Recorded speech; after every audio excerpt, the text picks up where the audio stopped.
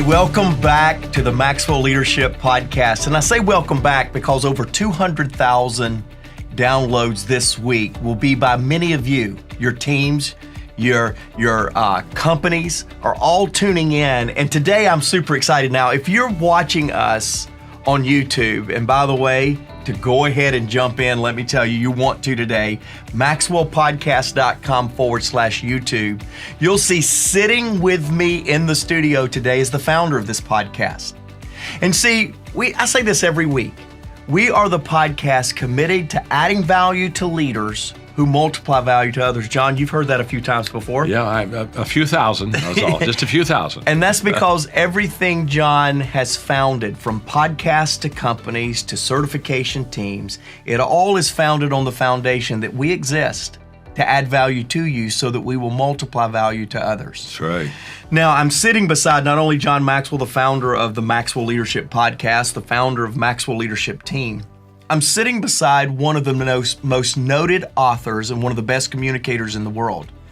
We all have been impacted by one of John's messages, I am sure. Today, we're celebrating yet again the fact that John has recently released a book called The 16 Laws of Communication. And today, John, if you don't mind, I would love to jump in and talk about the power of this book. And the way we're going to do that is, one, we've got some bonuses for you. We've got some things that I know that you will love. If you will go to maxwellpodcast.com/action, we're going to put the laws of communication in action in your life today. John, I'd love to start with this whole question. Does this book apply to people that are just standing in front of audiences, or would this also apply to people that has to communicate any message? It applies to everyone. I mean, is there a day in anybody's life that they don't have to take time to talk, maybe a parent to their children, a school teacher to the class, somebody sitting around in having dinner together? We're all communicating and trying to share with others thoughts, ideas, dreams that we have in our life. So every day we're spending time communicating. So what I say is, if you talk, this book's for you. Yeah. If you don't talk, don't get the book, okay? And Warren Buffett, as you know, said the most important skill that a person can learn to increase their self-worth and their net worth is the skill of communication. And so I'm committed to really helping all of our listeners, viewers today learn how to connect, communicate better.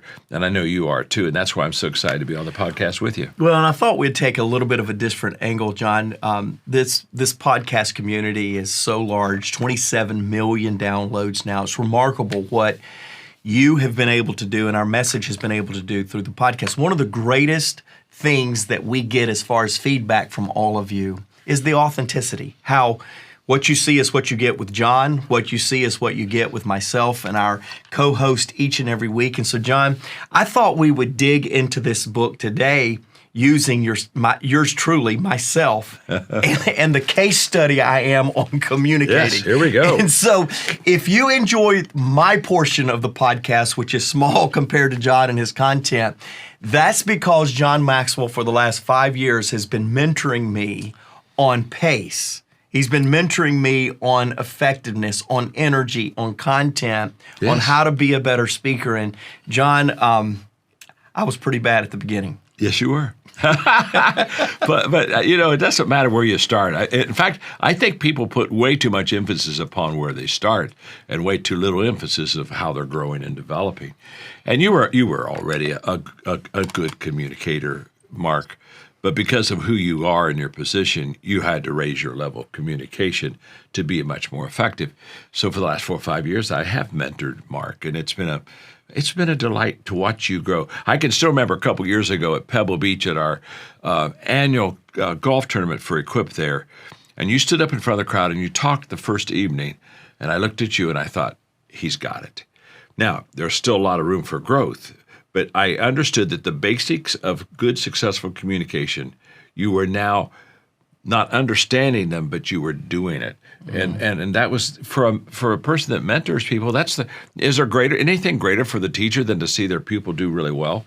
So you have made great advancement in communication, and I can hardly wait for us to have kind of a student mentor kind of podcast here today, and tell me what you're learning and what in the book is helping you, and I'll try to put a little icing on the cake when I can. Well, we're going to talk about 3 laws: the law of observation, the law of connection, and the law of results. Yes. And over the next 25 minutes or so, I want to relate with our podcast listeners. Those are out there that would look to you as their icon of how to communicate in large crowds. Those that would look to you and say, I want to make the person standing right in front of me feel like I'm the focus of their energy.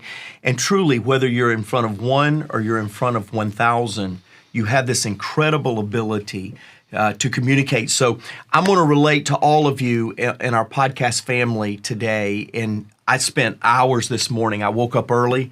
I went through those 3 laws. I jotted questions down on the plane. I can promise you we will not get through all of my questions because I got about 20. Yep. But I'll save some of those for our mentoring session. I want to ask you my first question. You say, and by the way, if you got the book, I'm going to give you a chance to get the book a little bit later. But if you already have the book, on page 36, John, you're talking about stages of communication growth.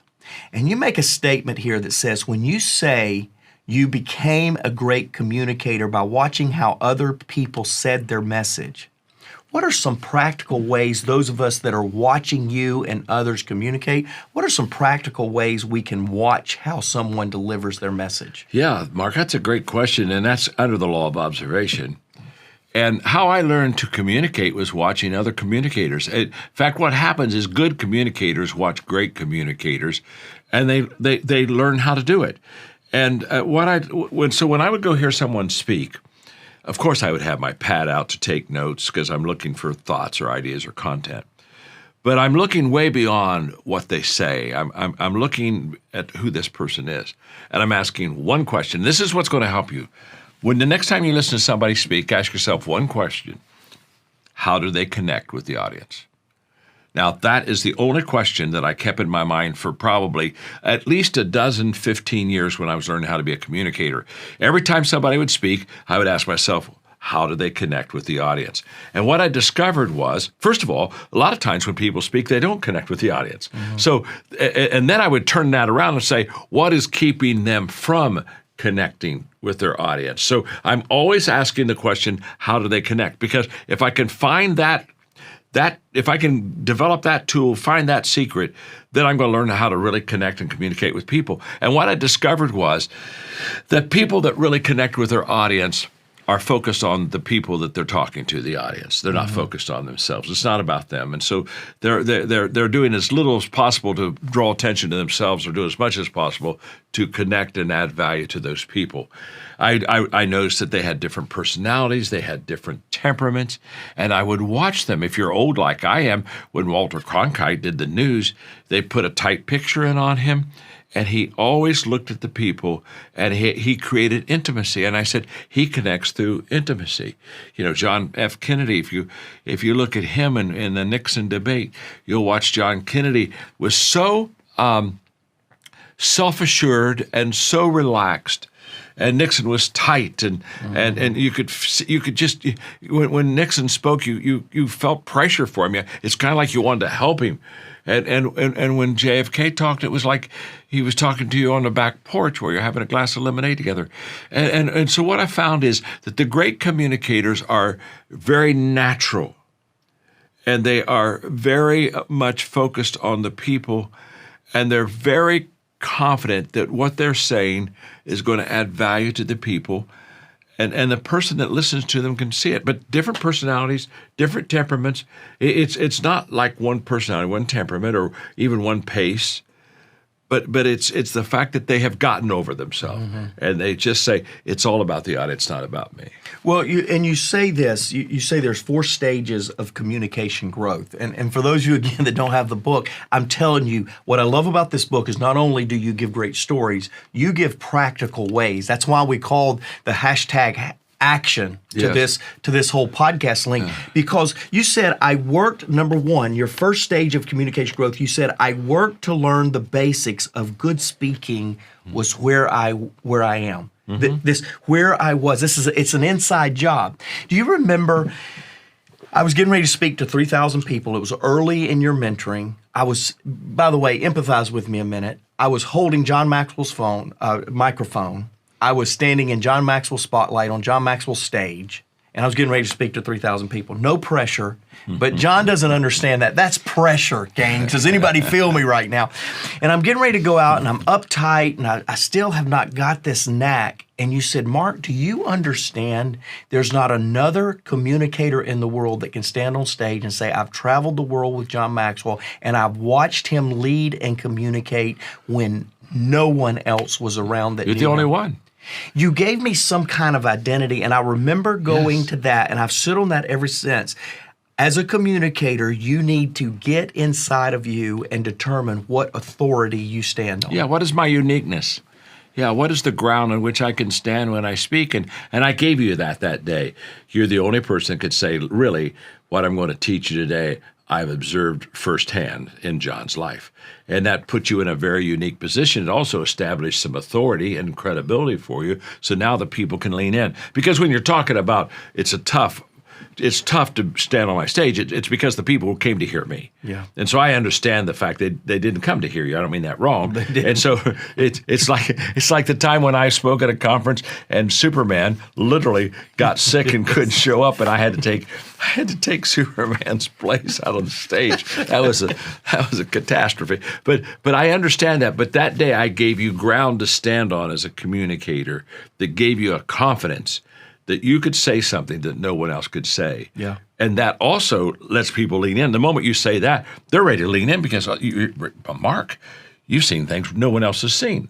So it gives you a step into that connecting area. And it gave me a confidence, and you've always said this, and you say this in the book, that when someone walks up and is confident, they give confidence to the people. audience. Oh, yes. When they walk up insecure, Yes. they give insecurity to the audience. Yeah. The people read the speaker, and what the speaker feels is what the people feel. And we've all have it. I mean, think about it. You that are watching or listening to the podcast right now, how many times have you heard a speaker as they talked? You begin to pull for them because they really weren't that good. And you're kind of, okay, you can do this. And, so the spirit of which I enter that stage is the spirit of which the people will receive in the seats in the audience.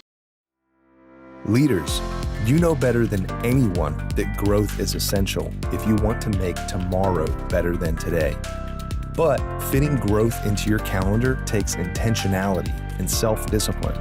So, let Maxwell Leadership help make your growth achievable. You're invited to join thousands of worldwide leaders in using the Maxwell Leadership Growth Plan. The Maxwell Leadership Growth Plan provides you with convenient and easy to implement leadership resources, including video lessons from John Maxwell, all at your fingertips. Available in our Maxwell Leadership app or online, you'll be coached by many well-known leadership experts that will help you achieve your growth goals. You can even listen to this podcast right there in the app. Check it out for free today at growth.maxwellleadership.com.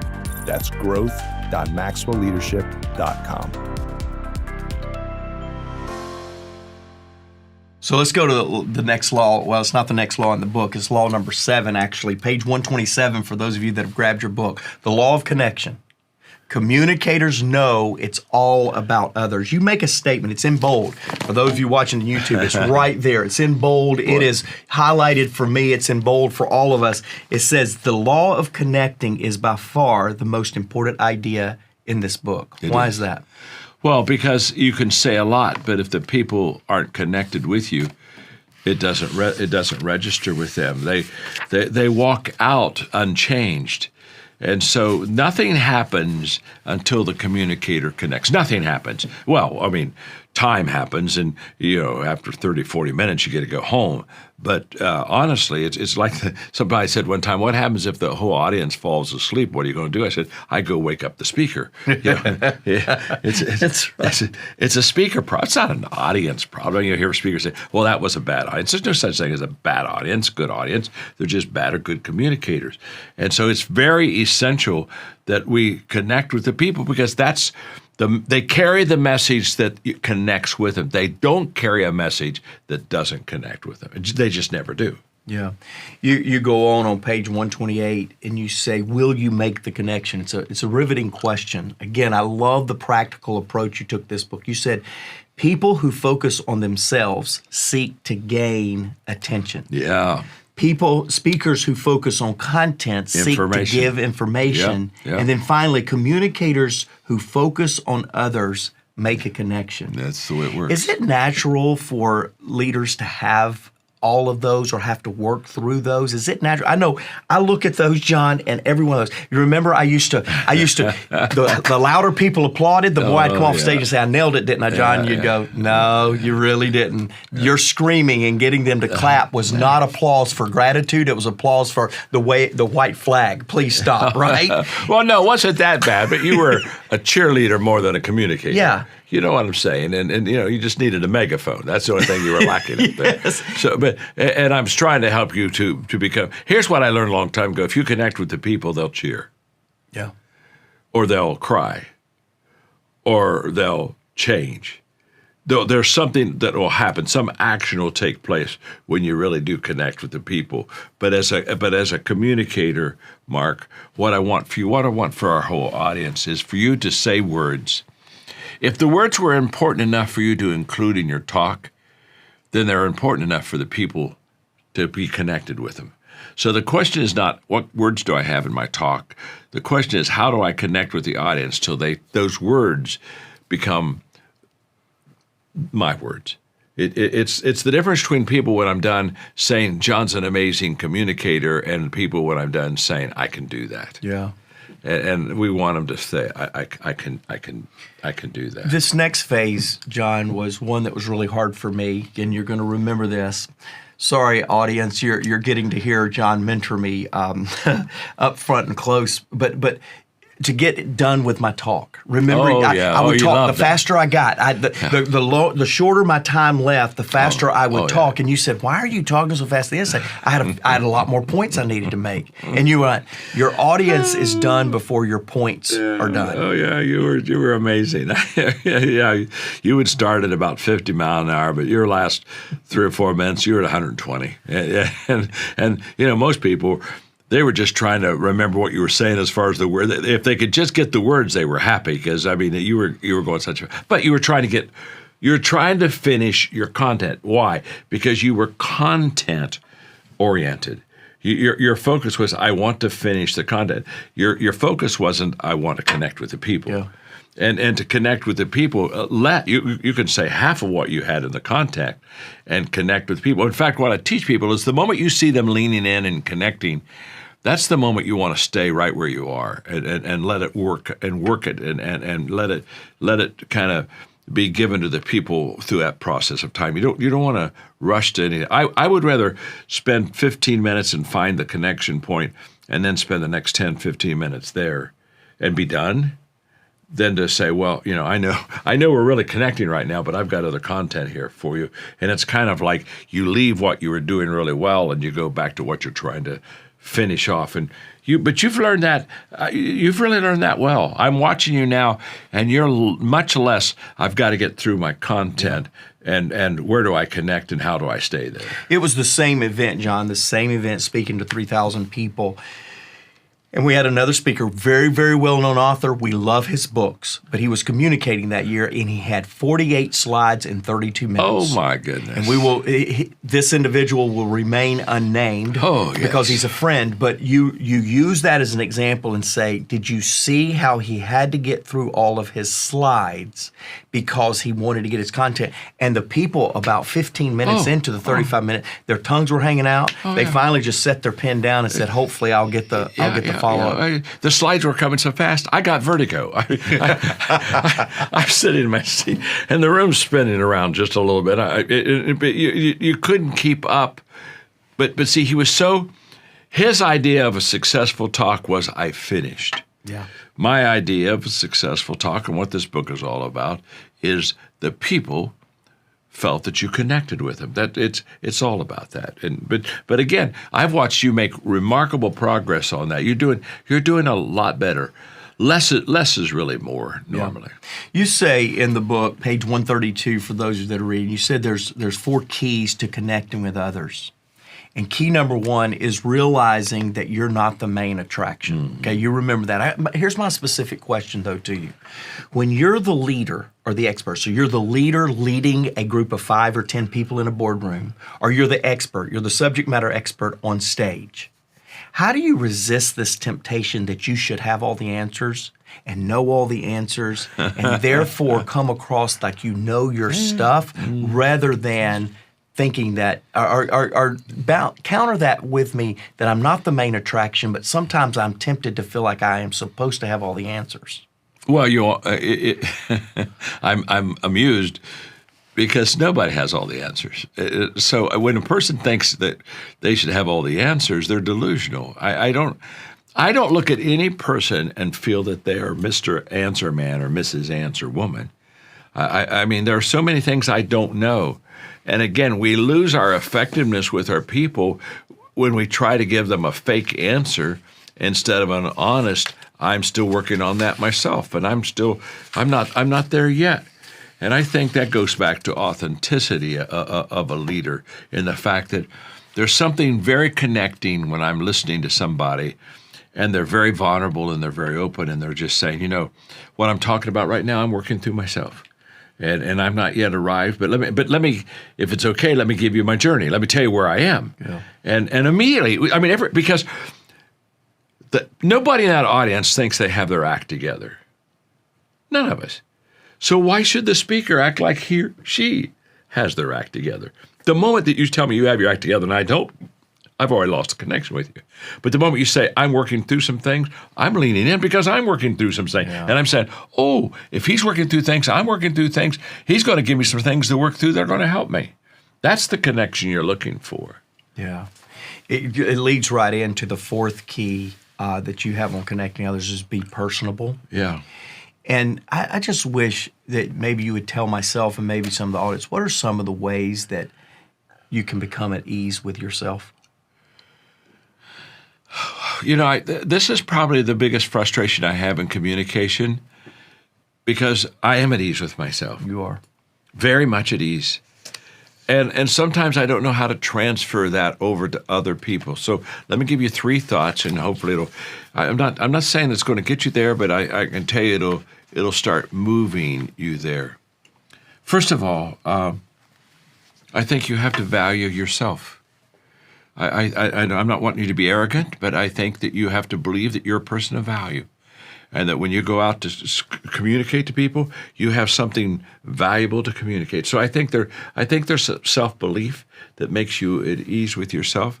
I think there's also an awareness. And I think that people are not at ease with themselves mostly because they're not aware of all of their dysfunction and all of their issues. And I'm very aware that I don't have my act together, and there are a whole bunch of things in my life that I don't do well at all, and it doesn't bother me to say I don't do that well, or I'm not good at that, or that's something I've never been able to do well in. So I think that to be at ease with yourself, you have to be able to be aware, which allows you to. I accept that. I just accept that I don't have all the answers, or I accept that somebody else is better than me. Of course, somebody's better than us in every area of life. So I think there's an awareness that comes. I think there's a value in yourself. And then I think this third thing is so important, is that I believe truly that I have the answer that can help people. And that makes me very comfortable with myself, that I'm giving them something that's going to be an asset. I mean, I think if you would tell the average person, you're going to say something or do something today that's going to add value to a person, I think they could hardly wait to go out and do that. Mm-hmm. Because they felt, I'm going to go add value to people. Well, when I get up to speak, I believe I was born to do this. I believe it's a lot of natural giftedness. Of course, I've worked on it. But I truly believe when I look at somebody and I start teaching, I believe that I can that what I say can improve their life. And you can't fake that. And one of the reasons I believe it will improve their life is because it's improved my life. And so the credibility, when somebody says, well, why do you think that'll work for me? I say, well, it worked for me. And I'm just trying to pass it on as a friend to you too. Hopefully it'll work for you. And I think those 3 things are really, really important. But I think lack of awareness, I think people who take themselves too seriously, honestly, are not aware of their blind spots and shortcomings. I just think that when I know all of my sins in life and weaknesses in life and issues in life, it just kind of helps me to be a little kinder to someone else and a little bit more connected to where they are because they're going through the same stuff that I'm going through. It's so interesting. I love to tell my daughter stories or my grandkids stories. They all performed on stage yesterday at a little event they were at. And so that was fun. It was awesome. I asked and they sent us videos. We were not there. We were out of town. So they sent us videos, and my oldest two grandsons, I asked them how it was, and they said, oh, it was nervous. I don't know that I had a good time. I don't know that I did a good job. Now, they were singing to a track. Their mic was off. So there's very little pressure there, but they felt the pressure there in front of 17 people. That's what my oldest grandson said. He said, there was 17 people out there. Oh, yes. And but my youngest grandson, Emery, he's 4. He had sunglasses on.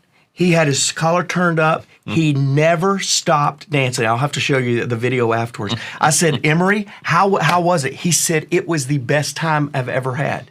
The boy took the show and never felt the stress of the other ones. And you could look in this video, the ones who felt stress, the ones that didn't. But you could also see the one that was being personable, the one that was just comfortable, the one that was just having a good time because he felt like he had some entertainment value in him, and he gave entertainment value. Oh, that's a fun story. I think that Emery probably was you at 4 or 5 years old. That's a fun story. Well, somebody said one time, you really can't be funny if you don't have fun. Yes. And I think that's very true. You show me a person that doesn't have fun, they're not funny. Yeah. And I think it's true in communication. If you don't have fun communicating and sharing and believe it's going to help people, then I guess I would get uptight, or I guess I don't know, I would feel some tension. But the moment you realize that we're experiencing this together, and we're going to do a little journey together. That's why I always tell the communicators, don't put the audience out in front of you. I know that's where they are. Let the audience sit beside you. Yeah. There's a whole different feel when you and I are together and we're just kind of sharing and enjoying each other, or when you're out there and I'm teaching you something. I think Emery's kind of got it right. I think that you need to go to the Emery School of Communication. There, he's on to something. So let's finish our time with the law of results. It's law number 16. Sure. And that says the greatest success in communication is action, getting something done as a next step. You make a statement here on page 285. You said, if your motive for speaking is anything other than adding value to people and moving them to take positive action that will help them, you're missing the boat. Totally. Why do you say that? Why are you putting so much emphasis on that? Because it's true. Yeah. Because if your motive is not to add value to people and have them take action, you are missing the boat. Because think about it. Why are you spending all your time, and why are the people coming and spending all their time to hear you if it's not to improve their life? You know, Mark, there just is no success without action. I mean, there just isn't. So, you know, as a communicator, what am I asking myself? What do I want them to know? What do I want them to do? And if I just ask, what do I want them to know? There's no success, perhaps, in just knowledge alone. It's always in the action. Action takes knowledge and makes it worthwhile and meaningful. And so, as a communicator, yes, I think the test, if somebody's saying, what's your final exam as a communicator? I think it's very simple. What I taught, I connected with the people, and they applied it to their life. Mm-hmm. And when that happens, I think, hey, success. Just as if they didn't apply it to their life, I think we all wasted our time, because we don't need another message in life. We need to have positive change in life. And, you know, action, it's a word that we know and hear so much, but you have to act to succeed. There's no person that ever thought their way to success. Mm-hmm. Nobody ever hoped their way to success. They had to act. They had to move. So, yes, I want them, when I'm done, I want them to do something. I think great communicators lay it out on here's what you do. I think they even make that action part, you know, like step 1, step 2. Well, you said this, what do you want them to know? What do you want them to do? You ask these 3 questions you talk about in another part of the book on your question that you ask before you talk, during the talk, am I impacting them, and did I create an impact for them? You're constantly assessing. Yes. And you're not using enthusiasm. So many of us, we use, you said this, you said your enthusiasm and excitement may cause people to think about their dreams, but it won't be sufficient to move people into action. So just to cause them to think, how do we as communicators, whether it's in a small group or in a big auditorium, how do we ensure that we move people to action? It's certainly not the emotion of the crowd. It's a great question. And I think the mistake we've made for so long is that we equate an emotional response to the fact that they're going to do it. And yet, how many times do we know people who, in the moment, are emotional and they feel it and they say yes, but it cools off. By the time they're at the car in the parking lot and they're pulling out, it's a maybe, and by the time they're home, it's a sometime. And I think that people don't take action based on emotion. They take action based on conviction. I take action when I am convinced that this action is going to help me. It's going to make me a better person. And that's not emotional at all. That's somebody who has connected with me in such a way that I related to them, and how they said they did and how I can do it seems to be palatable and compatible, and so therefore I really do it. I would rather have my pauses and my silence and let people absorb and think. I think a thinking person, when they take action, that action is much more solid than an emotional person, even if they take action. Because if you're emotional and you take action, the moment the emotion wears off, you're back out of the game. Yeah. And I just want to help people. I want to help people come to the conclusion in their life that this is best for them.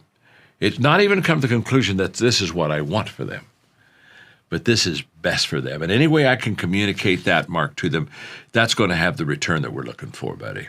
Always. Yeah, there's so much more. I have so many more questions. We're gonna wrap, but I do want to say, I'm going to give you a chance to just kind of wrap the impact and what you hope from this book.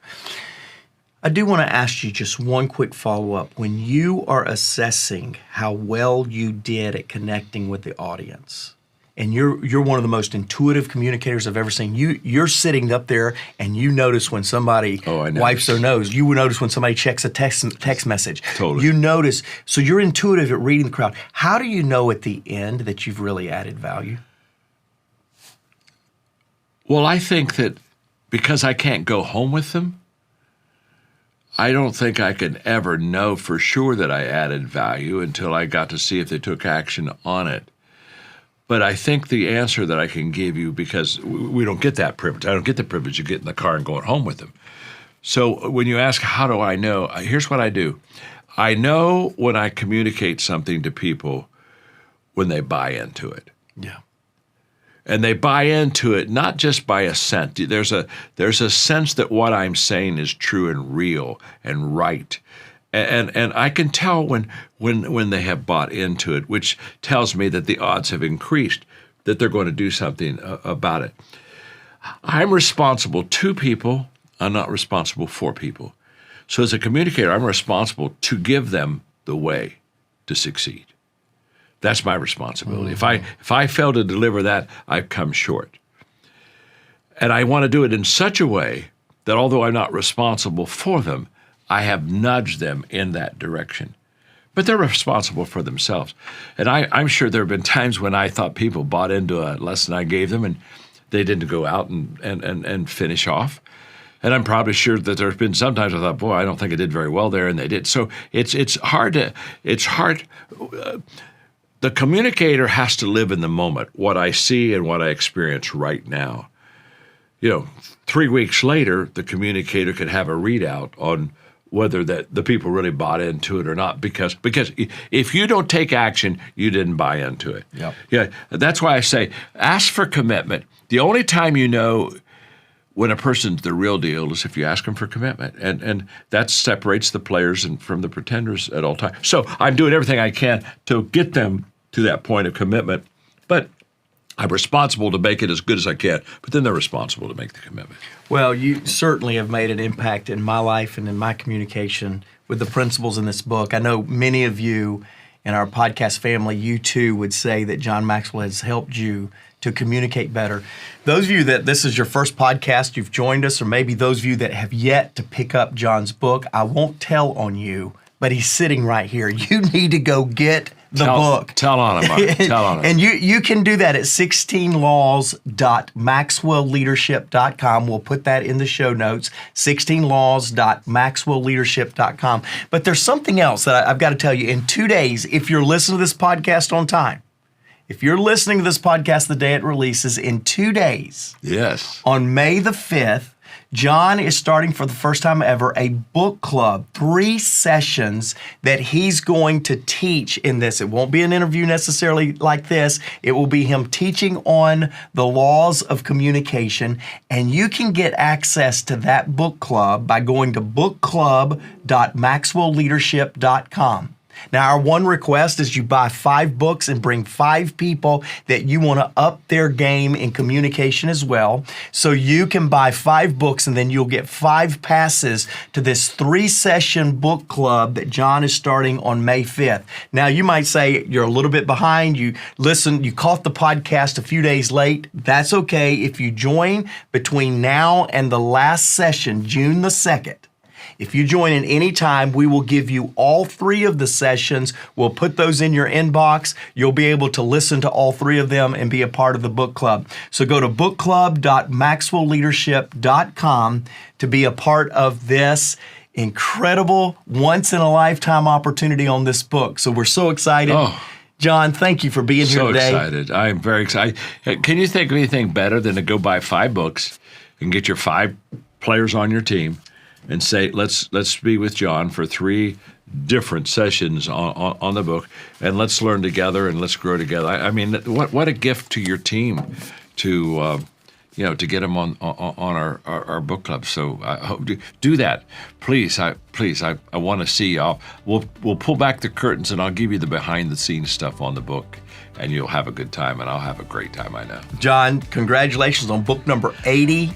88. The 16 undeniable laws of communication. Apply them and make the most of your message. Pick it up. Join us on the book club. Hey, you know why we do this?